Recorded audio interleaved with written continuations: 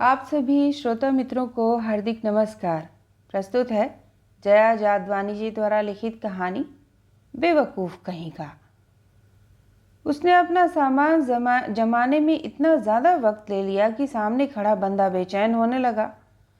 शायद अभी भी वह कुछ और कहना चाहता है, तुम जल्दी आ जाना, पहुँचते ही कॉल करना, वगैरह वगैरह।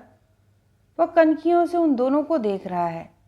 उस छरहरी सलवार सूट पहने लड़की सी दिखती औरत की बाहर खड़े व्यक्ति में कतई दिलचस्पी नहीं है जो उसे छोड़ने आया है।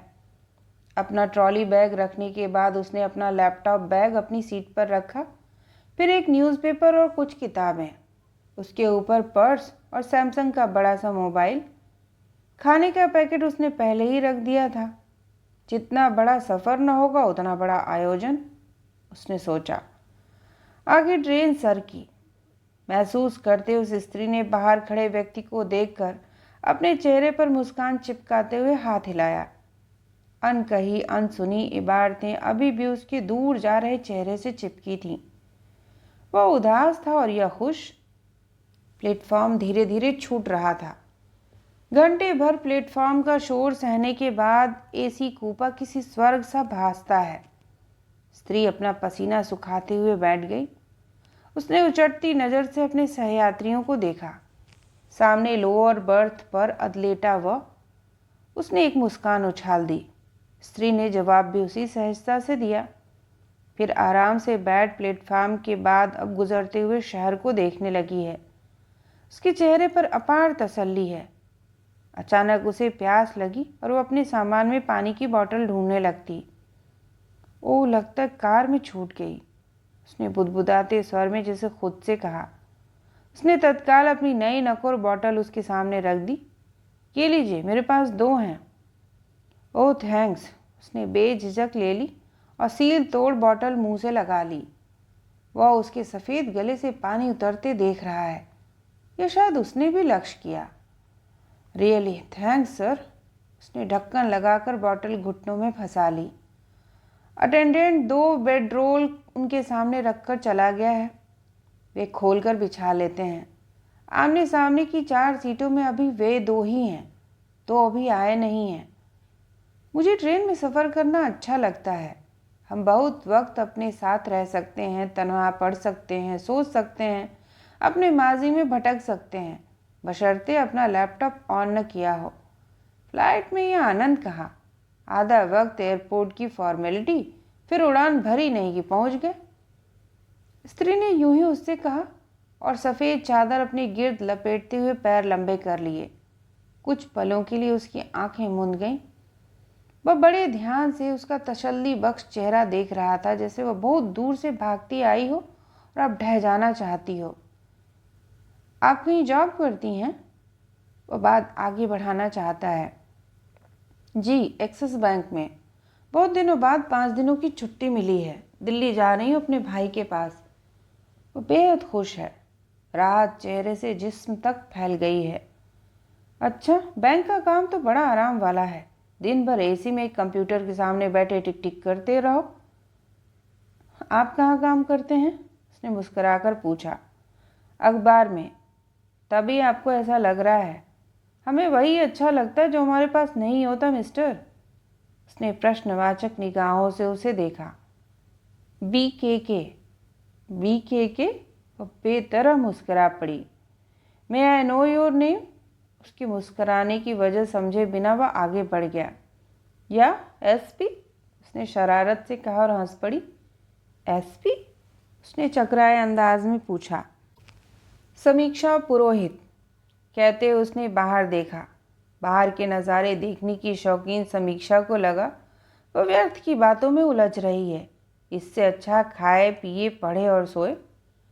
ट्रेन दोपहर 1 बजे उसके शहर से चल पड़ी थी और अब लंच टाइम हो रहा है। वो उठ के बैठी और उसने खाने के पैकेट को अपनी ओर खिसकाया। फिर उसकी ओर देखा। लंच टाइम हो गया है। Feeling hungry. आने की आपाधापी में ठीक से ब्रेकफास्ट भी नहीं किया। ओ श्योर, मैं भी शुरू करता हूँ। देखूँ मेरी बीवी ने क्या क्या दिया है। दोनों अपने अपने पैकेट खोलने लगे। समीक्षा ने तो आते आते एक थाली पैक करवा ली थी। BKK के पास घर का बना खाना था, एकदम तरतीबवार। छोले, पूड़ी, भरवा करेले, हरी मिर्च के पकौड़े, हरी चटनी, रायता, पुलाव और रसमलाई। ये लीजिए भरवा करेले, मेरी बीवी खाना बहुत अच्छा बनाती है। सिर्फ खाना, उसने मजाकिया अंदाज में कहा। समीक्षा ने भी बेतकल्लुफी से उसके डब्बों में ताक झांक की और 2 करेले उठा लिए। मैं घर में इतनी सारी चीज़ें नहीं बना पाती। 9:30 बजे बैंक पहुंचना होता है। रात में भी हम या तो बाहर चले जाते हैं या शॉर्टकट से काम चला लेते हैं। उसने अपना पैकेट उसके सामने कर दिया। यहाँ रखिए, मिलजुल के खाते हैं। बीच में बने टेबल टॉप पर दोनों ने अपने पैकेट रखे और खाने में मग्न हो गए। ये जो आपको छोड़ने आए थे, आपके पति हैं? BKK ने पूछ लिया। जी। आपसे कहना चाहते थे कुछ? हाँ, जो मैं सुनते सुनते थक चुकी हूँ। ये मर्द भी ना औरत के सामने खुद को बुद्धिमान दिखाने का कोई मौका नहीं छोड़ना चाहते। कहेंगे अजनबी लोगों से लेकर कुछ मत खाना, जैसे मैं बड़ी भुक्खड़ हूँ। किसी से बात मत करना, और उस कूपे में पुरुष ज़्यादा हुए तो TC से कहकर सीट बदलवा लेना। हम औरतें ही बदनाम हैं ज़्यादा बात करने के लिए। आईना देखने से तो पुरुषों को डर लगता है। स्त्री ने उसकी तरफ देखते हुए थोड़े गुस्से से कहा, मानो किसी बुजुर्ग से बच्चे की शिकायत कर रही हो। पॉजिटिव हो रहे होंगे कि जिस वक्त वो आपको देख नहीं रहे, न जाने कितनी आंखें आपको देख रही होंगी। मैं उनकी प्रॉपर्टी तो हूँ नहीं। हाँ, पर हमारे यहाँ बीवियों का शुमार प्रॉपर्टी में ही होता है। जितनी ज़्यादा सुंदर और बुद्धिमान, सामने वाला उतना दौलतमंद। वह सब उसे दिलचस्पी से देख रहा है। यूं सहयात्रियों से दोस्ती करना उसे न सिर्फ अच्छा लगता है, बल्कि वो उसमें माहिर भी है। पर इस वक्त वह बिल्ली के भाग से छींका टूटा जैसा महसूस कर रहा है। What do you want to say? अब स्त्री ने सीधा उसे देखा। वही जो आप समझ रही हैं। आप हैं और इसमें आपके पति का कोई दोष नहीं है। सुंदर पत्नियों के पति कभी न कभी बेचारे बन ही जाते हैं, जिन पर बाद में उनकी बीवियां तरस खाना भी छोड़ देती हैं। हालांकि कोई ख़ास बात नहीं थी, पर दोनों हंस पड़े और रहा सा संकोच भी भूल गया।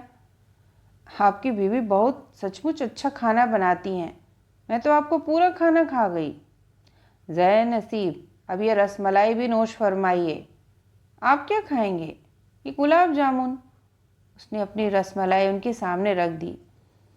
आप खुशनसीब हैं, आपको हर रोज़ इतना अच्छा खाना मिलता है। अपनी खुशनसीबी अक्सर पता नहीं चलती। मेरे जॉब के समय को लेकर हम दोनों में बहुत झगड़े होते हैं। मैं लंच के बाद चला जाता हूँ और अक्सर सुबह 4-5 बजे घर पहुँचता हूँ। सुबह 12 बजे तक सोता हूँ। वह हमेशा जो उसके पास नहीं है उसका शोक मनाती है, बजाय इसके कि जो उसके पास है उसे लेकर खुश हो। मैं सारी कमाई लाकर उसके हाथ में रख देता हूँ और जेब खर्च भी उसी से मांगता हूँ, फिर भी वो खुश नहीं होती। ऐसा मेरे साथ भी है मिस्टर BKK। उसे हर वक्त लगता है कि मैं उसे प्यार नहीं करती। जो लोग प्यार मांगते हैं वो हमेशा दूसरों को बहुत सताते हैं। ये कहीं और नहीं मिलता, अपने आप से मिलता है, जहाँ हम अपने एहसास बांट ही न पाएं। वो चुप हो गई। मुझे लगता है वस्तु विनिमय फिर भी कुछ ईमानदार होता है। आप कुछ खरीदते हो, उसकी कीमत अदा करते हो, कम या ज़्यादा, उसे घर ले आते हो। रिश्तों के बाजार तो इससे भी खतरनाक होते हैं। आप पत्नी या पति हो या कर्ज उम्र भर उतारते रहो। शादियों का व्यापार इसी लेन देन पर फलता है, जिसे प्यार नाम के शब्दों के बैनरों से सजाया जाता है। समीक्षा ने सिर्फ सिर हिलाया और अपने में डूबी कभी उसे कभी बाहर देखती रही। खाना खत्म हुए भी आधा घंटा हो गया। दोनों अपने अपने साथ लाई किताबों में उलझने का दिखावा कर रहे हैं। समीक्षा ने जरा सा उठकर उसकी किताबों पर नज़र डाली। Pam Grout, Richard Brosnan. आप पॉजिटिव थिंकिंग की किताबें ज़्यादा पढ़ते हैं? उसने किताबें उल्टी पलटी। जी हाँ, सफ़र में शरीर के साथ दिमाग की सफाई करना भी ज़रूरी हो जाता है। हम जिन सच्चाइयों के रूबरू होते हैं दिन भर, वे बड़ी कड़वी होती हैं। कभी कभी मैं इतनी बेचैनी से किताबें ढूंढती हूँ कि लगता है कि मैं जो कुछ ढूंढ रही हूँ किताबों की शक्ल में मिल ही जाएगा, पर नहीं, करना खुद को ही पड़ता है। शब्द सिर्फ रास्ता दिखाते हैं। सोचती भी हूँ कुछ लोग अपनी ज़िंदगी में कितना कुछ कर जाते हैं, एक हम हैं लकीर के फ़कीर। मैं एयर होस्टेस बनना चाहती थी, मेरा सिलेक्शन हो गया, 2 साल काम भी किया, फिर मेरे पेरेंट्स ने मुझे वापस बुला लिया। कहने लगे कोई एयर होस्टेस से शादी नहीं करना चाहता। ट्रेन के साथ उसका जिस्म भी हिल रहा है और आवाज़ भी। ये शायद उदासी है जो हिलते हिलते ऊपर आ गई है। और आप वापस आ गईं? क्या करती? फिर उन्होंने मेरी शादी कर दी। शादी के बाद मैंने बैंक का एग्ज़ाम दिया और अब जॉब कर रही हूँ। देखिए ना, कहाँ आसमान में उड़ने का ख्वाब और कहाँ एक ही जगह गोल गोल घूमना।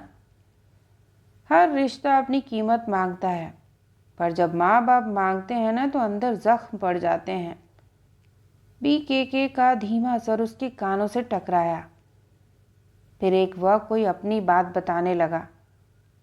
वह खिड़की से बाहर देख रही है, जंगलों का अनवरत सिलसिला। उसे अपनी पहचानी दुनिया से दूर जाना अच्छा लगता है।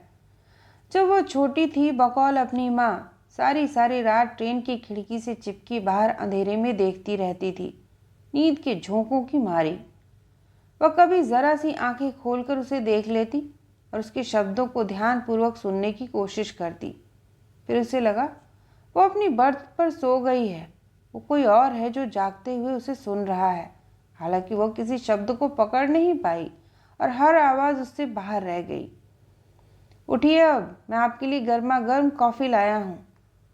इस आवाज़ ने उसकी नींद तोड़ी। उसने चौंक कर उसे देखा और पूछा, यह कौन सा स्टेशन है? नागपुर। ये लीजिए आपकी कॉफ़ी। उसके बढ़े हुए हाथ में कॉफ़ी का कप देते हुए कहा, जस्ट कमिंग, न पहुँचूँ तो चेन खींच दीजिएगा। अरे रे, कहाँ चले? सुनिए तो, मैं नहीं कुछ करने वाली। वो हड़बड़ाकर उठ बैठी। कॉफ़ी छलकते छलकते बची, वह तो गया। कमाल है, ऐसे भी लोग हैं। उसका सारा सामान यहीं है और मैंने चेन न खींची तो? उसने अपनी कॉफ़ी ख़त्म की और बेचैनी से इंतज़ार करने लगी। साथ की दोनों सीटें अब भी खाली हैं। बगल से किसी बच्चे के रोने की आवाज़ आ रही है। उसकी माँ उसे चुप कराने की कोशिश कर रही है और सचमुच ट्रेन चल पड़ी। हाय, अब क्या?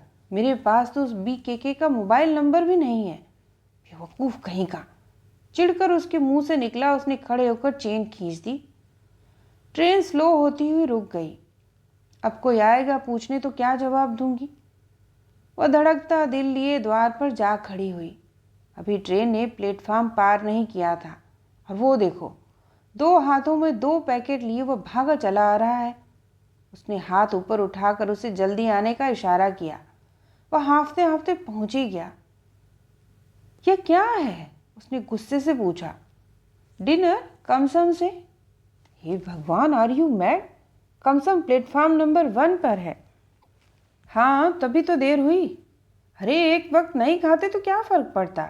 मेरे पास इसका फ़ोन नंबर है, यहीं डिलीवरी दे देता। अंदर चलो, देर हो रही है, उसने उसे झिड़कते हुए कहा। अंदर जाकर उसने खाने के पैकेट टेबल टॉप पर रख दिए। तभी उन्होंने देखा 2 ऑफिसर से दिखते व्यक्ति AC कूपे के बाहर खड़े बातें कर रहे हैं और फिर अपना काम करके वे चले गए। उन्होंने राहत की सांस ली और ट्रेन चल पड़ी। वो उसे कुछ देर तक देखती रही। मैंने आपका रात का खाना भी उड़ा दिया ना? खाना तो होता ही है उड़ाने के लिए। वैसे भी मैं वही खाना दोबारा नहीं खा सकता, सो फ्रेश ले आया। वो कहीं न कहीं जानती थी ये खाना उसके लिए ही आया है। मैं इसका पेमेंट आपको कर दूंगी। ज़रूर कर दीजिएगा। वैसे अभी आपके पास खाने को क्या है? उसने उत्सुकता और मजाक में उसके कैरी बैग को टटोला। निकाल लीजिए, चिप्स और बिस्किट्स हैं। उसने एक पैकेट समीक्षा के सामने किया और उसके नो थैंक्स सुनते ही खुद खाने लगा। अगर मैं चेन नहीं खींचती तो? उसने शरारत से कहा। या तो आप अपने आप से पूछिए। वो मुस्करा दिया। वह बहुत देर तक उसका चेहरा देखती रही। वह कोई 40 के आसपास का गेहुआ लंबा छरहरा सा व्यक्ति है। जीन्स और सफ़ेद टी-शर्ट में थोड़ा मासूम, थोड़ा भोला सा दिखता। जिंदगी के इस सफ़र में कितने लोग मिल जाते हैं ना BKK, जिन्हें हम चाहते हुए भी भुला नहीं पाते। उसने कुछ भावुक होकर उससे कहा, फिर जैसे वह अपनी इस भावुकता के प्रति सजग हो उठी। बात संभालते हुए बोली, मैं अपने बैंक में लास्ट मंथ में हुई एक घटना का बयान करना चाहती हूँ। मैं आए? उसने ज़रा सा रुककर पूछा। ओह प्लीज़। वह जमकर बैठ गया। उसके दोनों कान उस तरफ लग गए। लगभग साल भर पहले हमारे बैंक में एक बेहद व्यस्त दिन के दौरान एक बुद्धू से आदमी ने प्रवेश किया। कहा, मुझे मैनेजर से मिलना है। जी, क्या काम है मुझे बताइए। मैंने नम्रता से उसे अपने सामने बैठने का संकेत किया। नहीं, मुझे मैनेजर से मिलना है, उसने निहायत ही अक्खड़ ढंग से ज़िद्दी आवाज़ में कहा। मैंने अपने कुलीग इकबाल को इशारा किया कि वो उसे मैनेजर से मिलवाने ले जाए। सोमवार का दिन था, 2 छुट्टियों के बाद। किसी को दम मारने की फुर्सत नहीं थी। फिर भी उसे मैनेजर के केबिन में ले जाया गया। मैनेजर तो उसे देखते ही समझ गया कि व्यर्थ की सिर खपाई है। फिर भी शालीनता से उसे बैठाया और ज़रूरत पूछी। मुझे यहाँ अकाउंट खुलवाना है, उसने तुरंत कहा। यह आपको सारा प्रोसेस समझा देंगे। आपकी फ़ोटो लगेगी और एड्रेस प्रूफ। इकबाल, इन्हें बाहर ले जाओ और सब समझा दो। इकबाल इन्हें बाहर ले आया और लगा समझाने। मैं पैसे लेकर आऊँगा तो फिर क्या होगा? आपका सारा पैसा बैंक में जमा हो जाएगा। आपको एक पासबुक दी जाएगी जिसमें आपके सारे पैसे मेंशन होंगे। जब आप कुछ निकालेंगे तो वो भी दर्ज हो जाएगा। आपने इससे पहले कभी बैंक में खाता नहीं खोला? इकबाल ने मुस्कुराते हुए पूछा। नहीं, मुझे कभी समझ में नहीं आता कि मैं अपना पैसा कहाँ रखूँ। इसमें आपको थोड़ा सा ब्याज भी मिलेगा। ब्याज मुझे नहीं चाहिए, मैं अपने पैसे की सुरक्षा चाहता हूँ। इसकी गारंटी बैंक लेती है, मैं लेता हूँ। इकबाल ने उसे प्यार से देर तक समझाया। दूसरे दिन वह एक बोरे में सारी रकम लेकर आया। छोटे बड़े नोट, चिल्लर, सब। सारा बैंक हैरान रह गया। सबकी आंखें फटी की फटी रह गईं। उसने आते ही इकबाल को तलब किया। इकबाल आया। उसने 4 लोगों को नोट गिनने के काम में लगा दिया। जब इकबाल ने दीनानाथ नाम के उस आदमी को एक्चुअल अमाउंट बताया तो उसके चेहरे पर मुस्कान आ गई। जाहिर है वह गिन के आया था। सही कहते हैं, इसे जमा कर दीजिए। इकबाल ने फॉर्म भरा, उसके पैसे जमा किए, पासबुक बनवाई, उसका फिगर दिखाया और चाय पिलाकर विदा किया। 8वें दिन फिर एक झोले में कुछ 1000 रुपए लेकर वो आया। किसी विंडो पर नहीं गया। आते ही बोला, मुझे इकबाल से मिलना है। इकबाल जहाँ था वहीं से भागता आया, बिठाया, फॉर्म भरा, पैसे जमा किए, पासबुक में एंट्री की और उसे दिखाकर विदा किया। इस तरह वह साल भर आता रहा, कभी निकालने कभी रखने। निकालने कम, रखने ज़्यादा। हर बार उसने सिर्फ इकबाल से अपना काम करवाया। वह बड़े ध्यान से सुनता जा रहा है, कुछ रोमांचक सुनने की उम्मीद में। एक बार वह आया तो इकबाल नहीं था। उसे 3 महीने के लिए किसी दूसरी ब्रांच में भेज दिया गया था। आते उसने इकबाल को तलब किया। मैंने उससे कहा, इकबाल नहीं है पर उसका सारा काम मैं कर देती हूँ। वो जैसे सन्नाटे में कुछ मिनट बैठा रहा, फिर मुझसे बोला, मुझे अपना अकाउंट बंद करना है। क्यों? मैंने हैरत से पूछा। इकबाल नहीं है, मुझे अपना अकाउंट बंद करना है। मैंने तुरंत मैनेजर को फ़ोन किया। वो भागता हुआ आया। सबने उसे कोई घंटे भर समझाया पर उसकी एक ही रट थी, इकबाल नहीं है। हमने कहा, वो आ जाएगा। उसने कहा, हाँ तब देखेंगे। मेरे सारे रुपए दे दीजिए, मुझे अभी चाहिए। फिर उसने अपना अकाउंट बंद करवा दिया। हाँ, वो अपने सारे रुपए उसी वक्त लेकर चला गया। उसके लिए एक व्यक्ति पर विश्वास पूरे सिस्टम पर विश्वास से बड़ा था। वो महसूस करता है कि उसकी आवाज़ का उल्लास और गति एक लयात्मक था। धीरे धीरे कहना और बहना। वो उसके साथ साथ चलना चाहता है। 2 कदम आगे चला जाता है, फिर रुक कर इंतज़ार करता है। 2 कदम पीछे रह जाता है तो उसके पीछे पीछे भागने लगता है। कुछ लम्हे अपनी उद्दाम जिजीविषा में इस तरह चमकने लगते हैं कि उनके छोटे या बड़े होने का ख्याल तक नहीं आता। वह चुप हो गई है। तुम पूछ सकते हो, यह सब मैं तुम्हें क्यों सुना रही हूँ? सिर्फ वक्त काटी के लिए? ये भी एक सच तो है ही। आखिर इस प्लेनेट पर वक्त काटी के लिए हम क्या क्या नहीं करते। ज़रूरी नहीं है हर सवाल का उत्तर देना। उन्हें अपने भीतर गूंजने दो, फिर उनके विलुप्त हो जाने का इंतज़ार करो। बच्चा अभी भी रो रहा है। वह अपने अंदर बेचैनी महसूस करने लगी। उठी, कर्टन उठाकर बगल वाली सीट में झांका। एक्सक्यूज़ मी, मुझे लग रहा है बच्चे को पेट में दर्द है, यह अक्सर होता है। बच्चे की परेशान माँ ने क्षण भर उसे देखा और अनभिज्ञता से गर्दन हिलाई। परेशानी में उसका चेहरा उतर गया था। चलती ट्रेन में रात को क्या किया जाए? समीक्षा ने अपनी बाहें आगे फैलाई तो उसने सहजता से बच्चा दे दिया। लगभग 6 माह का गोरा गदबदा बच्चा पैर ऊपर उठाकर रो रो कर लाल पड़ गया है। उसने बच्चे का पेट दबाया तो उसका रुदन तीव्र हो गया। 1 मिनट इसे संभालिए, कहकर उसने बच्चे की माँ की गोद में दिया और वापस अपने सामान में कुछ ढूंढने लगी। क्या चाहिए? BKK ने पूछा। मिल गया। उसने पुदीन हरा की छोटी सी बोतल उसे दिखाई और वापस बच्चे की माँ के पास गई। एक बूंद अपने दूध में मिलाकर इसे पिला दीजिए। बच्चे की माँ ने अनुग्रहित होकर उसे देखा, बच्चे को सौंपा और अपने सामान में से चम्मच निकालने लगी। तब तक एक तरफ बैठकर समीक्षा ने बच्चे को अपने घुटनों पर उल्टा लिटाया और उसकी पीठ पर हल्की थपकियां देने लगी। फिर सीधा किया और टांगों की कुछ एक्सरसाइज करवाई। माँ ने उसे चम्मच में दूध दिया तो उसने वो भी पिला दिया। फिर बच्चे को अपने कंधे से चिपका वो प्यार से उसकी पीठ थपथपाने लगी। लगभग 10 मिनट में बच्चे का रुदन कम होते होते बंद हो गया और वह निढाल उसके कंधे से लगा सो गया। उसने बच्चे को माँ की गोद में दे दिया। अब इसे सुला दीजिए, एसी बंद कर दीजिए, बच्चे के पैर ठंडे हो रहे हैं। उसके पति ने लपक कर ऊपर बने एसी होल को बंद कर दिया। ये 4-6 लोग एक ही फैमिली के मालूम होते हैं। उन्होंने उसका आभार व्यक्त किया। बच्चा उन्हें सौंप कर वह वापस अपनी सीट पर आ गई। आपको बड़ा एक्सपीरियंस है बच्चों का, BKK ने मजाक किया। मेरे नहीं है, इसलिए बच्चों से संबंधित हर बात मुझे पता है। BKK का मन किया कि वजह पूछे, पर जाने क्यों वह झिझक गया। इस खुशगवार सफ़र में वह नहीं चाहता कि कोई उदास करने वाली बात हो। वह किस्मत से मिले इस प्यारे साथ को जी लेना चाहता है। कौन कमबख्त जानता कि अगले कदम पर तुम्हें क्या मिलने वाला है। अब डिनर किया जाए, 9 बज रहे हैं, BKK ने उसे याद दिलाया। जी ज़रूर, दोपहर में मैं आपका सारा खाना खा गई थी। आपकी बीवी ने रात के लिए दिया होगा। मुझे पता होता आप मिलने वाली हैं तो न जाने क्या क्या ले आता। BKK की आवाज़ में न जाने क्या था जिसने उसके दिल को छू लिया, पर उसने जाहिर नहीं होने दिया। उसने दोनों पैकेट टेबल टॉप पर रख दिए। घर में हम दोनों ही हैं, एक साथ डिनर करते हैं। वे टीवी में इस कदर डूबे रहते हैं कि मुझे लगता ही नहीं कि मैं उनके साथ हूँ।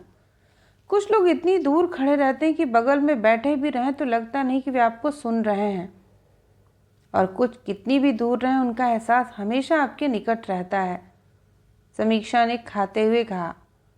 हाँ, हकीकतन आपके 10 फ्रेंड भी ना होंगे, फेसबुक पर 2000 हैं, BKK ने मुस्कराकर कहा। अभी आपने मुझे अपने बैंक में घटी एक घटना बताई। खाना खत्म करने के बाद मैं अपने दोस्त के साथ घटी एक मज़ेदार घटना आपको बताना चाहता हूँ, अगर आप सुनना चाहें। ज़रूर, हमको डिस्टर्ब करने वाला कोई है भी नहीं, उसने मुस्कराते हुए कहा।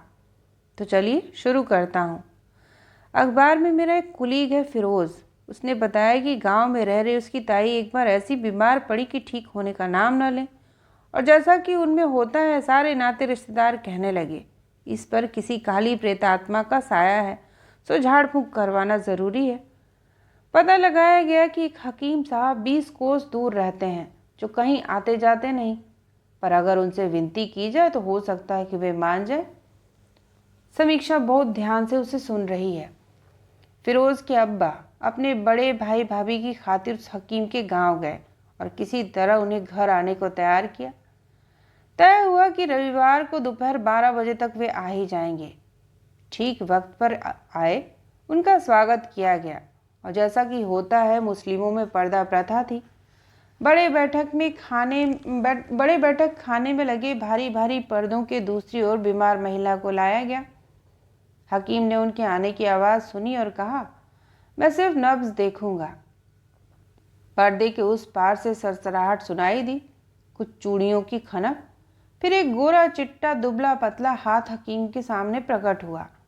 हकीम को घेर कर खड़े हवेली के पुरुष। हकीम ने हथेली की नब्ज पर हाथ रखा और आंखें बंद की। 1 मिनट बाद उन्होंने हाथ छोड़ दिया। हाथ अंदर चला गया। हकीम ने अपनी दाढ़ी खुजलाई और फिरोज के अब्बा की ओर देखते हुए कहा, मियाँ, आप तो कह रहे थे ये आपकी बड़ी भाभी हैं, पर ये लड़की तो अभी कुंवारी है। एक चीख पर्दे के पीछे से सुनाई दी और एक गहरा सन्नाटा सबके चेहरों पर फैल गया। दोनों बहुत देर तक एक दूसरे को देखते रहे। जिंदगी बहुत अजीब है ना, सारे हादसे यहीं होते हैं, PKK ने खोई आवाज में कहा। जाने उससे या खुद से, पर सारे हादसे औरतों के साथ ही क्यों होते हैं? हादसे किसी के साथ भी हो, झेलती उसे औरत ही है। अपने मन और आत्मा पर वहीं पड़ते हैं निशान। जो भी था, उसकी आवाज़ में समीक्षा ने उसे अपने भीतर महसूस और वो डर गई। एकाएक वो अपने भीतर के किवाड़ बंद करने को व्यस्त हो उठी। अब सोने की तैयारी की जाए, 10:30 बज रहे हैं, उसने जल्दी से कहा। आपको इतनी जल्दी सोने की आदत है? हाँ, हम न्यूज़पेपर में काम नहीं करते इसलिए, उसने हंसकर कहा। बिस्तर लगाया, सिरहाने पानी की बोतल रखी और हाथ में एक किताब लेकर लेट गई। पढ़ने में मन नहीं लगा। उसने हाथ बढ़ा, लाइट बंद की और चादर मुंह तक खींच ली। अंदर बहुत कुछ चल रहा था जिसे सहने के लिए उसे तन्हाई की ज़रूरत थी। रात न जाने क्या वक्त होगा जब किन्हीं दो लोगों की आपसी बातचीत से उसकी नींद टूटी। बातों के टुकड़ों के साथ शराब की तेज बदबू उसके नथुनों से टकराई। वो उठकर बैठ गई। दोनों खाली सीटों पर दो आदमी काबिज हो चुके थे। जाहिर था पी खा के आए हैं। सामान सीट के नीचे धकेलते हुए अपना चेहरा जानबूझकर उसके नज़दीक लाने की कोशिश की। घबरा कर पीछे सट गई। उनके चेहरे पर कुटिल मुस्कान थी। उन्होंने आंखों के इशारों से एक दूसरे से बात की और उसे एक भद्दा इशारा किया। ट्रेन चल रही है, बेसाख्ता समीक्षा के मुंह से निकला। BKK? वो भी शायद गहरी नींद में था, सुना नहीं। उसने हाथ बढ़ाकर उसे हिला दिया। BK, क्या हुआ? चौंक कर उठ बैठा। घड़ी देखी, 1 बज रहा है। कुछ नहीं, मुझे नींद नहीं आ रही, उसने आंख के इशारे से संकेत किया। वह उठकर बैठ गया। उसने सरक कर उसे अपनी सीट पर जगह दे दी तो वह उठकर उसकी बगल में आ गया और दोनों इधर उधर की बातें करने की कोशिश करने लगे। नए आए सहयात्रियों ने एक दूसरे को देखा और ऊपर अपनी बर्थ पर चले गए। कुछ देर बाद उनके खर्राटों की आवाज़ गूंजी। खिड़की के बाहर भागती रात है, कुछ भी ठीक से दिखाई देता नहीं। शायद चांद ही हो या कुछ तारे भी हों। जब तुम एक दुनिया अपने गिर्द चादर की तरह लपेट लेते हो तो दूसरी दुनियाएं तुमसे बाहर ठिठकी रह जाती हैं। थैंक्स BK, अब तुम जाकर सो जाओ, समीक्षा ने नर्म आवाज़ में कहा। मैं जागता रहूँगा, तुम सो जाओ प्लीज़। वो उठकर अपनी सीट पर चला गया। कितने शब्द उसके गले तक आए जो उससे कहना चाहती थी, पर उसने उनका गला घोंट दिया। अपनी चादर खींच लाइट बंद करते वक्त BKK नहीं देख पाया। आंसू समीक्षा की कनपटियों तक बह आए थे। फिर वह करवट बदलकर सो गई। रात भर यह एहसास कि सिरहाने कोई बैठा है, एक स्वप्नहीन नींद। उठिए मैडम, सुबह हो गई, चाय 2 बार ठंडी हो गई। सुबह BKK की आवाज़ से उसकी नींद खुली। उसने करवट बदलते हुए उसी ओर देखते हुए आंखें खोली। गुड मॉर्निंग BK, सोए नहीं? आपने पहरे पे जो बिठा रखा था। उसकी नज़र ऊपर वाली बर्थ पर चली गई। वे कहीं उतर गए थे। Thanks BK, train right time चल रही है, उसने अपने बाल समेटते हुए कहा। हाँ, 9:30 बजे निज़ामुद्दीन। पर आपको तो आगरा उतरना था। याद आते ही वह चौंक पड़ी। जी हाँ, वह हंस पड़ा। बस आपके साथ इतनी दूर चला आया, अब वापस जाना पड़ेगा। वाह वाह सी कुछ देर उसका चेहरा देखती रही, फिर आंखें परे कर ली।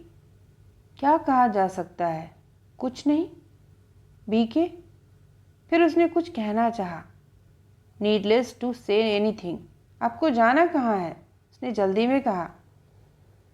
कोई आता है और बाहर चल पड़ी बदहवास हवाओं के लिए तुम्हारा दरवाज़ा खोल देता है।